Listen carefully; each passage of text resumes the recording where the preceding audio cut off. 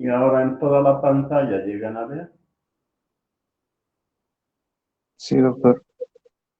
Bueno, pues vamos a comenzar con ese atraso. Estas clases que ustedes van a tener de valvulopatías, pues están divididas.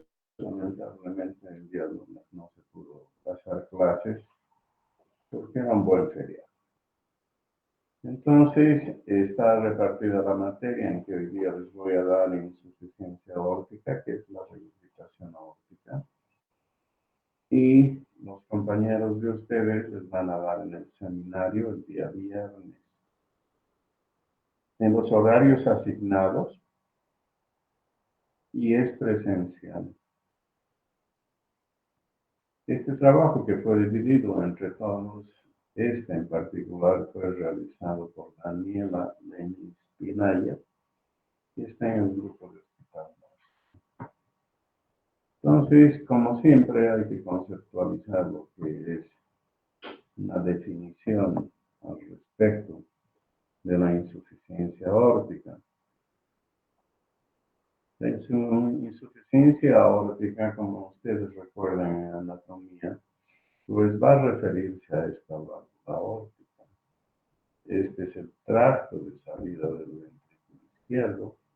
Paralelamente está la aurícula izquierda, el ventrículo izquierdo, y este tracto de salida del ventrículo izquierdo en la sístole va a impulsar sangre hacia el espacio arterial y toda esa economía va a beneficiarse de una presión que generalmente está alrededor de 120-80. Pero en el caso de tenerse una regurgitación, vamos a tener un defecto en esta válvula.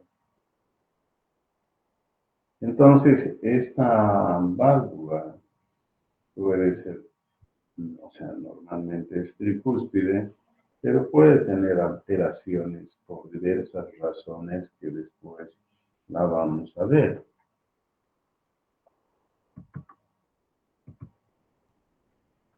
En lo que se refiere a las características superiores de esta válvula, pues está la región supravalvular e infravalvular. Entonces hay grupos de estenosis congénitas que ocupan lo que es lo infravalvular y lo supravalvular, que son alteraciones congénitas. Si nosotros vemos el apartado en café, esta clasificación de insuficiencia aórtica fue extraída de una parte del resumen que existe sobre la ecocardiografía americana y su tratamiento de la misma, que es cuando menciona que hay dos tipos de insuficiencia aórtica. Una insuficiencia aórtica aguda y otra que es la insuficiencia crónica. En lo que se refiere a la fisiopatología de la insuficiencia aórtica, estamos hablando que en menos de 3 meses se habría establecido una insuficiencia aórtica por cualquiera de los motivos que a continuación vamos a ver. ¿Qué sucede si súbitamente desaparece esa competencia de la válvula aórtica? Vamos a tener un aumento telediastólico del ventrículo izquierdo y un aumento agudo de la precarga y la poscarga. La cantidad de sangre que va a llegar al ventrículo izquierdo era una que no estaba programada y por lo tanto súbitamente se va a llenar de sangre la cavidad y tiene que hacer una competencia importante para despachar esa cantidad de volumen que no le correspondía. Es por estos motivos que el aumento de la presión diastólica del ventrículo izquierdo se va a dar y es fácil comprender también que la válvula mitral se va a cerrar prematuramente y puede demostrar incompetencia por aquel volumen elevado. Entonces, nosotros tenemos un aumento de la presión de la aurícula izquierda, así como hemos mencionado que tenemos una presión de la telediastólica del ventrículo izquierdo, esta va a ser transmitida a la aurícula izquierda y por ende a los capilares pulmonares. Si los capilares pulmonares manejaban una presión máxima de 8 milímetros de mercurio, esta súbitamente va a tener un cambio para aumentar su presión hidrostática alrededor de los 15, 20, 30 milímetros de mercurio. Se van a establecer dos mecanismos compensatorios. Una, la taquicardia, y otra, una hipertrofia concéntrica que ven en este gráfico del ventrículo izquierdo. En cuanto se refiere a esta parte ya crónica que se establece por encima de los años, el volumen de presión va a aumentar en la telediástole del lado izquierdo, pero en forma mucho más lenta. El ventrículo izquierdo compensa la regurgitación diastólica de esta sangre porque va a causar una remodelación del ventrículo izquierdo, una hipertrofia excéntrica de los cardiomiocitos y posteriormente se va a dar la dilatación del ventrículo izquierdo para compensar este incremento de sangre que le va a llegar y que no estaba programado. Por lo tanto, aumenta el grosor de la pared. Pero este mecanismo no puede ser eterno. Los sarcómenos se estirarán al máximo, pero ya faltan los mecanismos compensatorios y de remodelación, cuanto más crónico y más grave sea el proceso. De esta manera se produce fibrosis intersticial y disminución de la distensibilidad del ventrículo. Si disminuimos la distensibilidad, vamos a disminuir el gasto cardíaco. La fracción de eyección va a sufrir. Por lo tanto, esta disminución del volumen sistólico del ventrículo izquierdo inicialmente es compensado hasta que llega el fracaso de ya no darse la compensación. Si progresa la enfermedad, la presión diastólica disminuye hasta 50 milímetros de mercurio de presión de pulso y puede ampliarse hasta a 80. Cuando empeora la regurgitación aórtica crónica, va a aumentar el volumen regurgitante al igual que el volumen sistólico. Presiones diastólicas reducidas para mantener el gasto anterógrado, porque su función es cumplir con la economía arterial con un volumen mínimo, porque si no van a venir los síntomas mayores y el paciente va a sentirse con una mala calidad de vida. Estos gráficos ilustran bastante bien lo que sería una situación normal, una situación aguda de regurgitación y una crónica de regurgitación aórtica. En la parte inferior están los gráficos que se orientan de lo normal a la forma aguda y posteriormente a la crónica. Si nosotros vemos la gráfica normal, la presión en la aorta es 120/80 y la presión en el ventrículo izquierdo es de 120 y 10 la telediastólica. Esa 10 se va a repercutir en la aurícula izquierda y esa es una situación absolutamente normal. Para vencer la barrera de lo que es la válvula aórtica, el ventrículo izquierdo hace su esfuerzo sistólico y la vence en la parte de la contracción isovolumétrica con 120 de mercurio. Pero ahora la presión en la situación aguda nos muestra la aorta con una presión modesta 50. Ha reducido esa presión sistólica y ha disminuido la presión diastólica.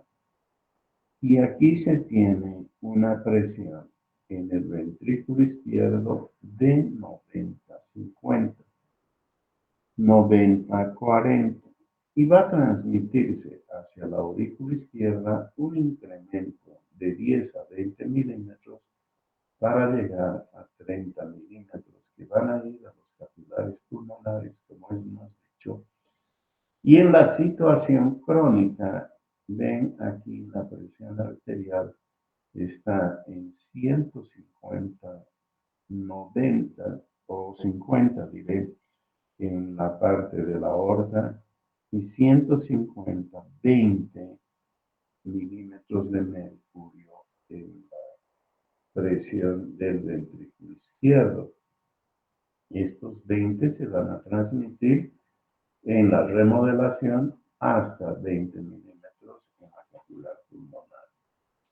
Entonces, hay una situación de un flujo que va a entrar en la diástole porque no se han cerrado y no se han coaptado correctamente, son incompetentes estas valvas, y la sangre va a caer algunas veces a 0 milímetros de mercurio. Entonces la presión arterial será 150-0. Si la presión arterial aquí es de 20, caerá hasta 20. Por eso la presión arterial es divergente. Puede ser 160-30. Y aquí nace toda la explicación para ver los diferentes signos que se dieron el trabajo de pronunciar los diferentes autores en la época de 1900. Entonces, si nos fijamos en el gráfico de abajo, tenemos el volumen normal, el que corresponde a una situación aguda y el gran volumen también que pasa en una velocidad atrasada, la cantidad de mililitros en una situación crónica. Entonces, el corazón en la situación crónica va a recibir una sangre que no estaba proyectada a gran velocidad que también va a producir ciertos fenómenos. Aquí lo que se intenta es adelantarles la materia con lo que sería la insuficiencia aórtica y la clasificación diferente que existe en la ecocardiografía. Y se dibujan diferentes gráficos al lado derecho en relación con el tipo 1 de esta insuficiencia aórtica, que en general es leve. Quiere decir que la subdividen en A, B, C y D. Se fijan que existe un anillo valvular aórtico y una región supravalvular. En los casos de que se tenga incompetencia por la unión sinotubular y la aorta ascendente, que estén dilatados, estas válvulas dejan un espacio, las valvas como se pueden fijarse ahí. Y también En este mismo tipo podemos tener otra variante de que el anillo aórtico está muy dilatado y que puede haber una perforación de la cúspide aórtica. Son tipos diferentes que nos enseñan para apreciar mejor cada una de estas alteraciones y que el ecografista nos está orientando a decirnos cuál es el tipo de participación anormal, patológica que presentan cada una de estas válvulas. Y este tipo de válvulas, si coaptan o no coaptan. Si es que existe una alteración del tejido de las válvulas o una alteración en la comisura en el tipo 2, vamos a tener que no coaptan correctamente. Y si se fijan, la primera gráfica tiene una protusión, quiere decir un prolapso que impide coaptarse correctamente. Después ya tenemos las de tipo 3, que es una situación que viene ya y sobreviene el deterioro correspondiente al proceso de calcificación que tiene la válvula. Estas válvulas generalmente son reumáticas, pero existen otras alteraciones que las vamos a mencionar después. ¿Hasta aquí se ha escuchado bien? Sí, doctor. Gracias. Entonces, estos diversos procesos que provocan una restricción del movimiento de las válvulas aórticas también pueden producirse por acúmulo de calcio, una fibrosis importante que pueden conllevar a una lesión estenótica. Entonces, así nos muestran que podemos tener, igual que en las alteraciones mitrales, una doble lesión aórtica, una de insuficiencia y otra de estenosis. La insuficiencia aórtica crónica tiene 4 etapas más o menos y estas se registran en todo lo que es delineamiento azul o celeste. Un estadio A son pacientes con riesgo de insuficiencia aórtica. Quiere decir que sus válvulas no están bien, pero que producen una mínima o leve hasta moderada en un grado B. En el estadio C, estos pacientes con insuficiencia aórtica sí tienen una gran insuficiencia, una insuficiencia grave, pero que no producen aún síntomas. Estos son los de máximo seguimiento para que se vea el momento más oportuno para que se les pueda sustituir la válvula y hacerles un buen tratamiento. Entonces, en el estadio son pacientes que tienen síntomas y graves. Quizás estos tengan que ser revisados con cuidado para ver qué nos dice la ecocardiografía de estos pacientes. Tiene una buena fracción de eyección. Si tiene una buena fracción de eyección de más de 50 y una dilatación del ventrículo izquierdo leve a moderada, normalmente ese ventrículo izquierdo en la telediástole debe estar alrededor de los 40 milímetros. Pero si sube por encima de estos 50 milímetros, estamos en una situación más delicada. Y además, si esa fracción de eyección disminuye del menos 50%, estamos lanzando poca sangre hacia el exterior. Y esto constituye una definición importante para la sustitución valvular. Porque no hay que esperar que el corazón esté desflecado totalmente y que su sistema elástico ya no sirve para nada y que ya no tiene más sistemas de compensación y que su dilatación ha sido tan importante que ya no vamos a poder recuperar su normalidad. En lo que se refiere a la etiología, pues las etiologías están enmarcadas también de acuerdo con los países donde se investiga.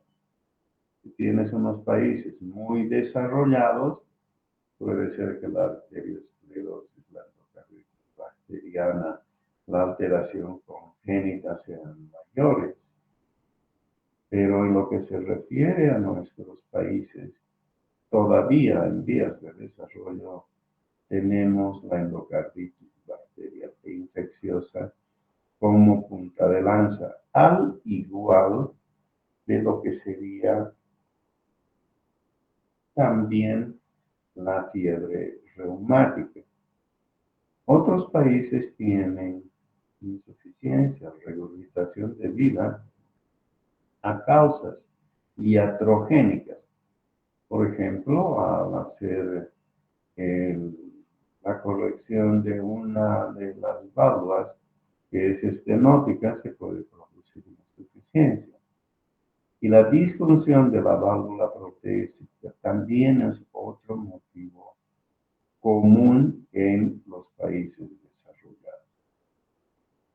Entonces, hay unos productos como la bromocriptina que pueden producir este tipo de alteraciones por daño valvular.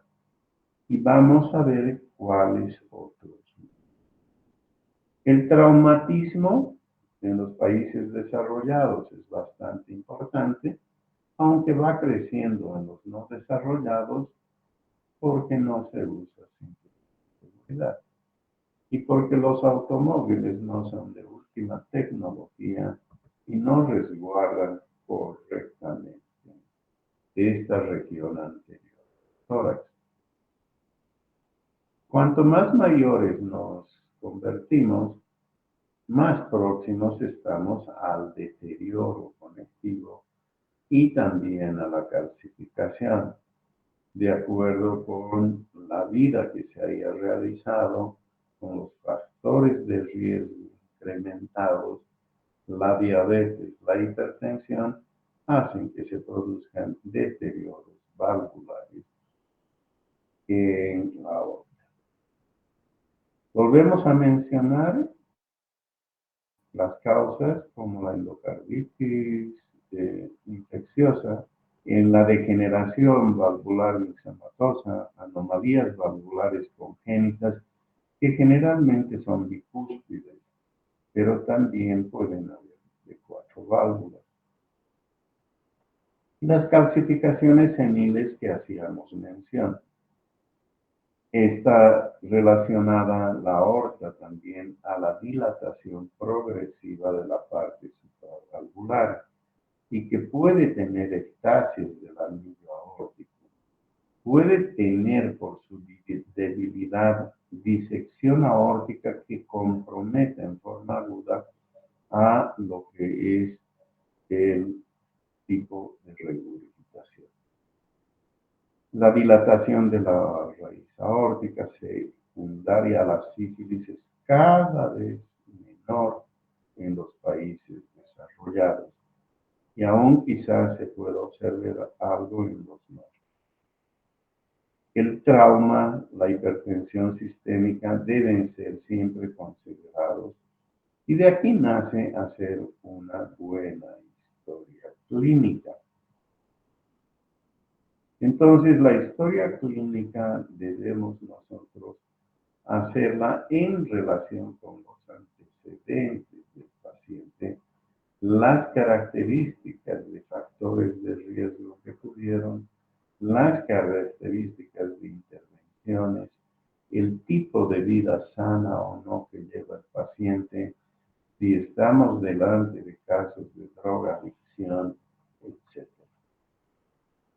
Entonces, continuamos en el lado derecho, nos expresan en inglés todo lo que serían las alteraciones de la aorta, en términos valvulares, en causas externas, y se nos resume al lado izquierdo estos procesos en general.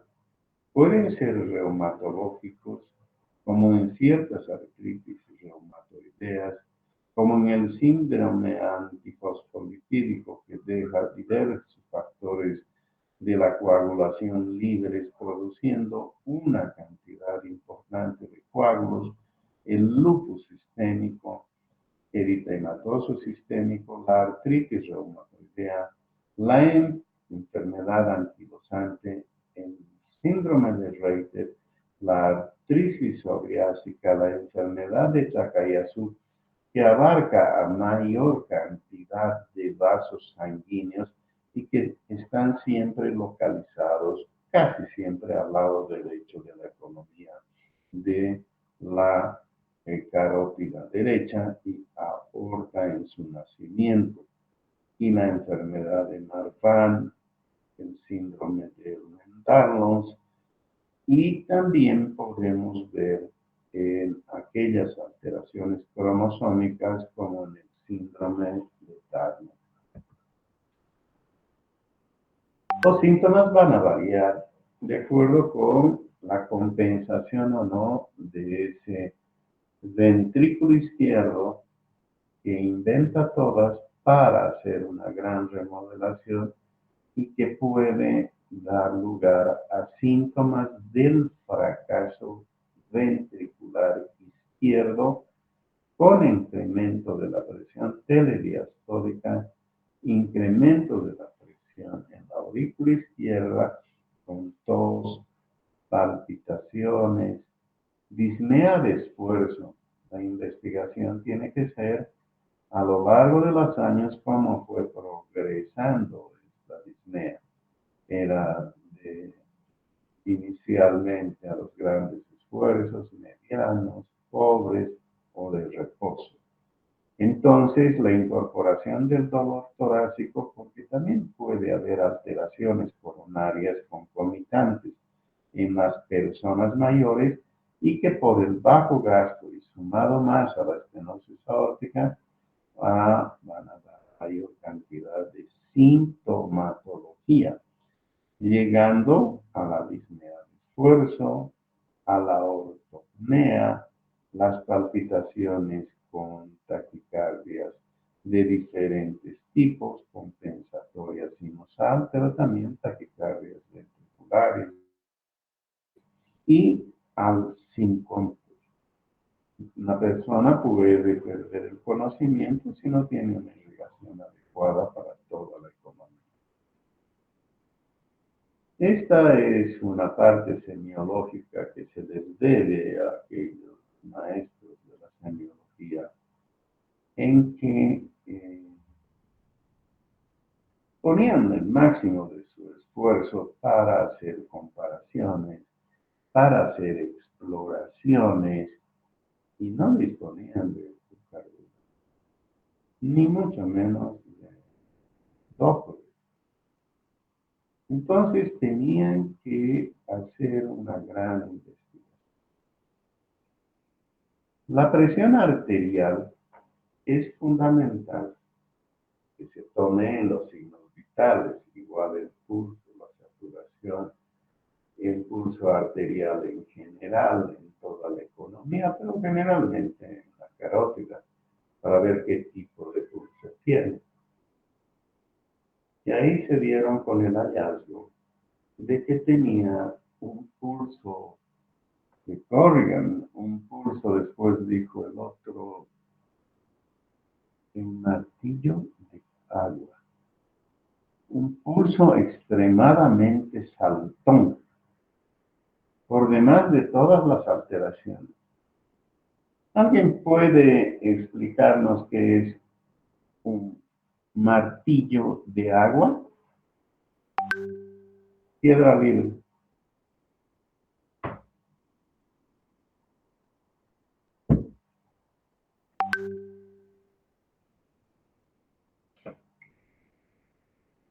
Ni con ayuda del Google, pero en 30 segundos. En esa época no tenían Google.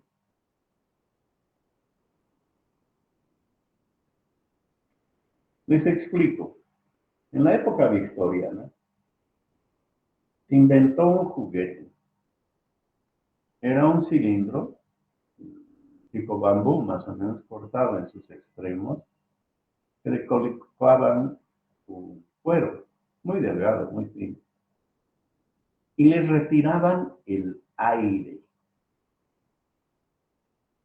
Entonces, cuando dislocaba el niño que le daban eso de juguete, pues le causaba gracia de tener un martillo de agua que le hacía rebotar su manito en cada compás que acompaña la gravedad hacia abajo. Ese se llamaba martillo de agua, pues los semiólogos decían, esto se parece a un martillo de agua. Tenemos alteraciones de esa gran invasión al ventrículo izquierdo de sangre que no estaba programada, porque la diferencia, hemos dicho, de la presión arterial puede ser diferente y muy importante. 150-30 son muchos milímetros de mercurio. Eso es en caída libre para la sangre hacia el ventrículo izquierdo.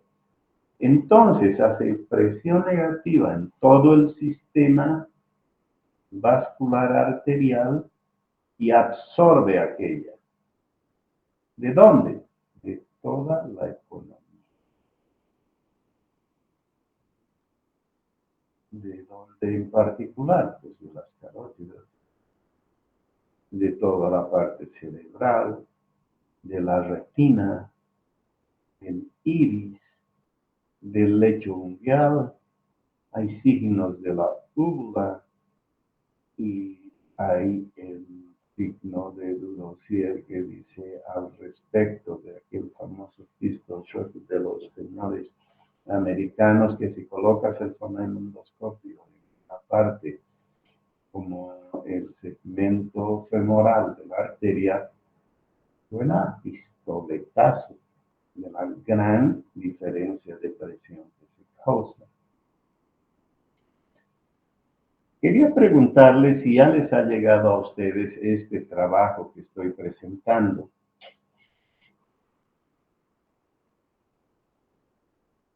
Sí, doctor. Sí. Bueno, pues hay que agradecer. Y aquí tienen diferentes tipos de pulsos y signos. Signo de Corrigan, de Muset, de Müller, de Quincke, de Trouble. Pero no se queda ahí. Nos falta el de Hill. Nos falta el de Landolfi, el de Müller y el de Quincke. ¿Qué está ahí? Hay 5 preguntas que ustedes deben responder para su presentación el próximo día. ¿Es así?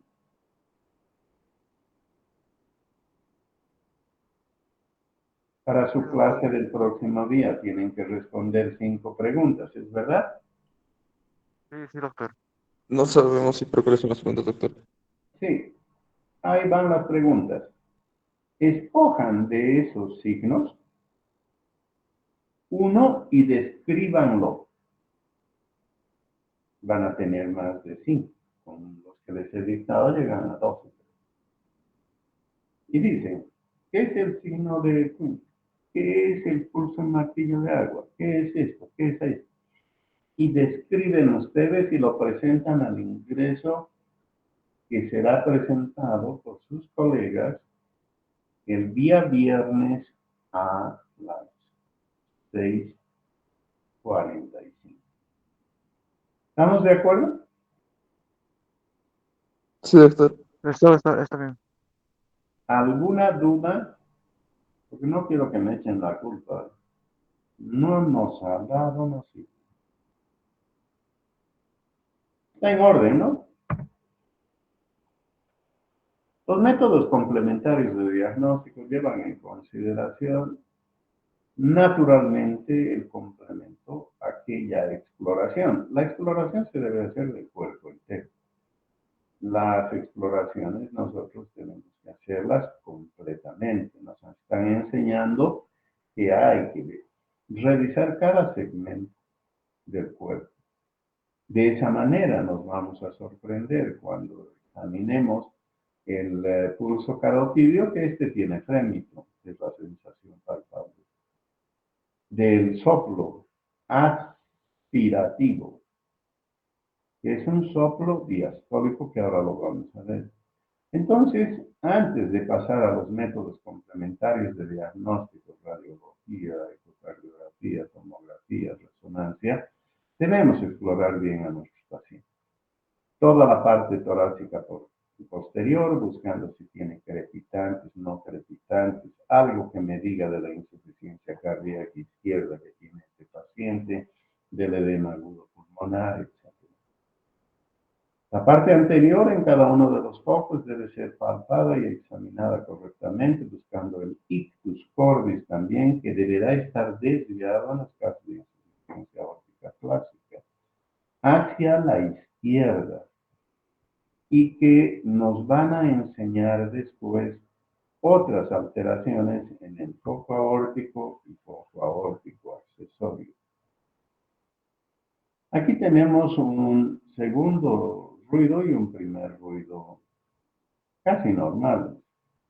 Entonces, el achurado que nos muestran es el soplo diastólico en decrescente, que se examina mejor en el segundo foco aórtico y aórtico accesorio, y que es mejor utilizar el diafragma.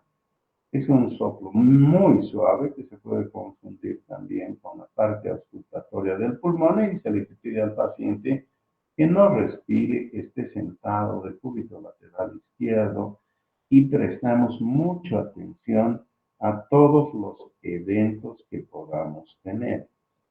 Si la válvula está calcificada, ese R2 va a tener menor sonido, ese choque de la punta, pero puede surgir también por motivos de esa gran cantidad de volumen que llega al ventrículo izquierdo, un soplo diastólico de Austin-Klein, que es justamente en el aumento del flujo regurgitado por eso. Y ven ustedes que después del segundo ruido abajo aparece ese tipo de soplo mesostólico. La intensidad del soplo, si tiene frémito, es 3/4 o 4/6. Si la válvula está calcificada, pues ya no suena. Ese R1 va a estar muy, muy debilitado. Podemos tener un tercer sonido, y ese tercer sonido es por la falta de distensibilidad ya del ventrículo izquierdo.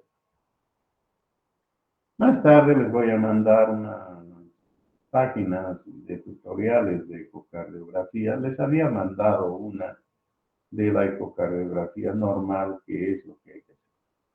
Entonces, en la radiografía vemos el tamaño, el índice cardiotorácico, si tiene alteraciones pulmonares, si tiene insuficiencia cardíaca, con las líneas B de Kerley, si tiene alteraciones electrocardiográficas de sobrecarga ventricular izquierda. Todo lo que está en rojo es anormal, y la sobrecarga va a hacer con que se tengan unas hechos muy, muy importantes, con un ST deprimido en las precordiales izquierdas y el eje cerebral izquierdo. Entonces se puede utilizar la ecocardiografía cuantas veces haga falta para la evaluación del paciente a través de los años, para controles periódicos, para controles agudos, regurgitaciones que no habían tenido antes y que se pueden hacer. Y aquí tenemos dos tipos de regurgitaciones, una que está saliendo de la aorta hacia el ventrículo izquierdo en una situación más aguda o en una situación más crónica. Pero ahí les mando mayor cantidad de información. El tratamiento, pues, de acuerdo con los indicadores que se van a tener en la ecocardiografía, el estado del paciente, características de esto, a los pacientes se les pide de todo. Antes de tratar, pues habrá saber qué pedirle a un paciente. Hay enfermedades raras que hemos mencionado y unas recomendaciones, cada vez que vean una enfermedad rara, tienen que estudiar. No pueden dejar pasar y tienen que tener conocimiento de toda la diapositiva. Agradezco gentilmente que me hayan dejado esta diapositiva, estas diapositivas, para presentárselas a ustedes. La sustitución valvular es, en términos generales, aquella que se puede hacer directamente a cielo abierto o a través del sistema de prótesis colocada en la cavidad a través de catéteres. Esa es la idea de dejarles también la base de toda esta comunicación. Les quedo muy agradecido, creo que he pasado, no, estamos bastante bien para terminar su hora y que puedan ir a su próxima clase. Ha sido un gusto compartir con ustedes y espero que les vaya muy bien el viernes.